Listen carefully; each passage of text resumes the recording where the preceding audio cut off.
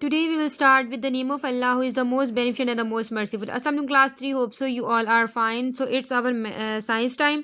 So open your book, science book, page number 100, and today we have the reading of unit 11, the solar system, on book page number 100. So we start our reading from the Hubble Space Telescope is a satellite that orbits the Earth. Hubble Space Telescope क्या है? ये एक satellite है जो अर्थ के गिर्द क्या करती है, अपना एक ऑर्बिट कंप्लीट करती है। यानी ये मैन मेड सैटेलाइट है। जैसे आप लोगों ने नेचुरल सैटेलाइट के बारे में पढ़ा था कि मून जो है वो नेचुरल सैटेलाइट है, यानी वो अपना जो ऑर्बिट है वो अर्थ के गिर्द कंप्लीट करती है, लेकिन वो मून को बनाया किसने? अल्लाह ताला ने। तो वो नेचुरली मेड है, तो इसलिए हम उसको कहते हैं कि वो नेचुरल सैटेलाइट है। लेकिन जो सैटेलाइट इंसानों ने बनाई है, हबल स्पेस टेलीस्कोप, ये क्या है? ये स्पेस के बारे में हमें बताती है कि स्पेस में क्या हो रहा है, हमें जितने प्लैनेट्स हैं उसके बारे में बताती है, और हमें हमारे वेदर के बारे में बताती है कि अपकमिंग वेदर हमारा कैसा होगा। ठीक है। It can see further into space than telescopes on the ground. Means कि आपके पास जो हमारी हबल स्पेस टेलीस्कोप है, ये नॉर्मल जो ज़मीन पे टेलीस्कोप्स होती हैं हमारी अर्थ पे मौजूद है उससे ज़्यादा ये तेज़ होती है, और ये स्पेस के बारे में हमें सब कुछ जो है वो बताती है। उसके बाद man made satellites are also called artificial satellites. जो मैन मेड सैटेलाइट्स हैं जिन्हें इंसान बनाते हैं उनको आर्टिफिशियल सैटेलाइट्स भी कहा जाता है। यानी इंसानों की बनाई हुई चीज़ को हम आर्टिफिशियल कहते हैं और अल्लाह ताला की बनाई हुई चीज़ को हम बोलते हैं नेचुरल। ठीक है। तो हमें इसलिए हम इसको बोलते हैं आर्टिफिशियल सैटेलाइट्स। यहाँ पर हमारे पास कोई क्वेश्चन है कि name of satellite that orbits the earth. तो वो सैटेलाइट कौन सी है? The Hubble space telescope. ठीक है। हबल स्पेस टेलीस्कोप उस सैटेलाइट का नाम है जो अर्थ के गिर्द रिवॉल्व करती है। इसके बाद हमारे पास मून फैक्ट्स, यानी मून के बारे में कुछ फैक्ट्स है जो हम आज पढ़ेंगे कि जो हकीकत है। The moon orbits the earth in 28 days. Moon जो है वो अपना एक ऑर्बिट यानी अपना पूरा एक पाथ जो है वो कंप्लीट करता है कितने डेज में? 28 डेज में।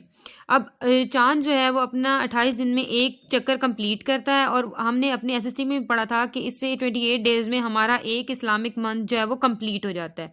ठीक है। और 29 या 30 को फिर हमारा न्यू मंथ स्टार्ट होता है। The earth orbits the sun in 365 1/4 days. यानी 365 टोटल डेज होते हैं। आप सबको पता है 1 ईयर में हम बोलते थे 365 डेज है, लेकिन ये 1/4 का मतलब है कि अगर आप एक डे के 4 पार्ट्स करो तो हमारे पास 24 है। अगर हम 24 आवर्स होते हैं एक दिन में, हम करें तो हमारे पास आता है 4 आवर्स। ठीक है।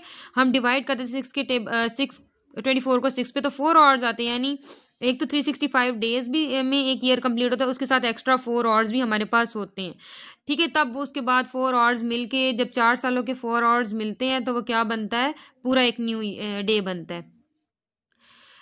तो उसके बाद सेकंड पॉइंट हमारा the moon rotates on its axis once in 28 days. अब जबकि जो मून है वो अपने एक्सिस पे रोटेट करता है एक दफ़ा, 28 डेज में वो एक दफ़ा अपने एक्सिस पे रोटेट करता है।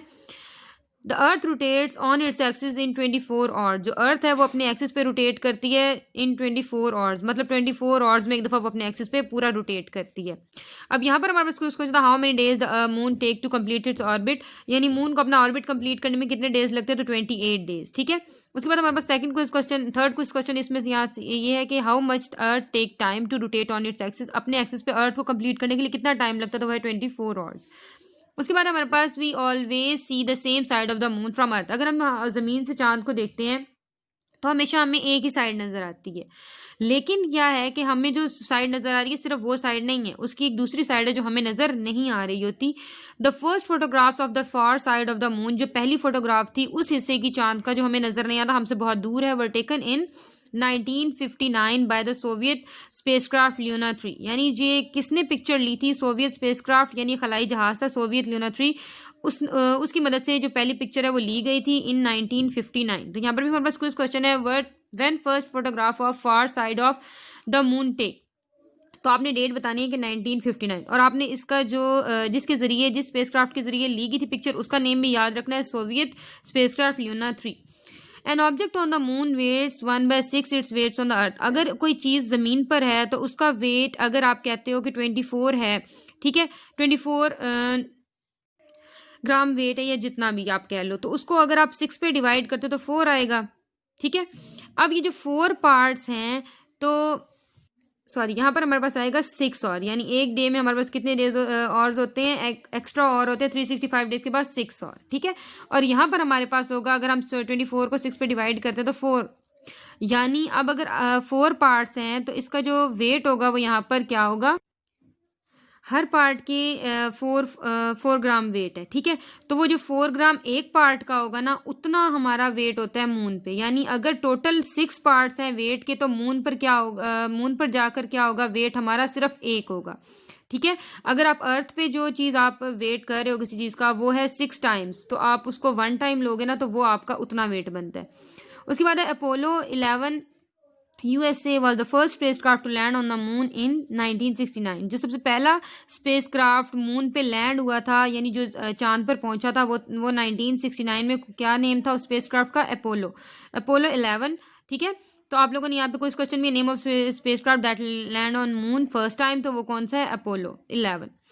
उसके बाद the first man to walk on the moon was Neil Armstrong. जो पहला आदमी था जो सबसे पहले चांद पे पहुंचा था, उसका नाम क्या था, नील आर्मस्ट्रॉन्ग, ठीक है। अब आपने ये चीज़ें जो है, ये नॉर्मल आपके फैक्ट्स हैं, ये सब आपको अच्छे से याद होने चाहिए आपके माइंड में से, डेट्स और स्पेसक्राफ्ट के नेम और कब जो थे वहाँ उन्होंने लैंड किया था। उसके बाद आपने माइंड में रखना है कि अगर जो एक साल जो होता है उसमें 365 डेज तो होते हैं, लेकिन उसके साथ 6 और एक्स्ट्रा भी होते हैं। ओके, तो आज का काम हमारा यही था। यहाँ तक हमारी इस चैप्टर की रीडिंग कंप्लीट हो गई है। अब हम आगे इसके क्वेश्चन आंसर जो आपने अपनी वर्कबुक पर सॉल्व करने। ओके स्टूडेंट्स, अल्लाह हाफिज़।